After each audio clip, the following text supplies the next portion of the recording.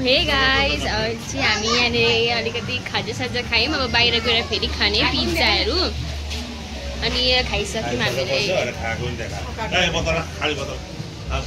हामीले एक्चुअली खाइसकेको थियौँ। हामीले भिडियो बनाउनु बिर्स्यौँ भने अहिले फेरि बनाउँदैछौँ।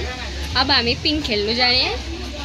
यी आमा हामी चाहिँ स्विमिङ गरेर आएको। हुन्छ, बाई।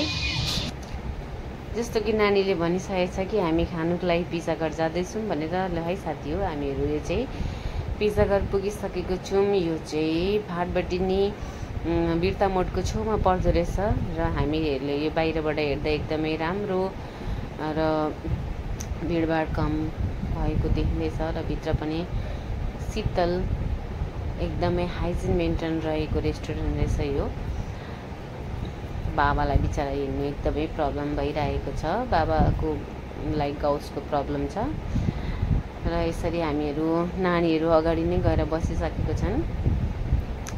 हेर्नुहोस्, टेबलहरू एकदमै यसरी अलग अलग गरेको रहेछ र यहाँको स्टाफहरू पनि एकदमै राम्रोहरू हुनुहुँदो रहेछ। हेर्नुहोस् न, हेर्दै बुझ्नु हुँदैछ कि यो कति साफ सुथरा छ। र नानीहरू खानुको लागि उनीहरूले हेरिरहेको छ मेन्यू। उनीहरू प्रतिष्ठा चाहिँ पहिले पनि यहाँ आइसकेको रहेछ अङ्कलहरूसँग र सबैजना अर्डर दिएर कसैले भेज रोल मगाइरहेछ, नानीहरूले मगाएछन्।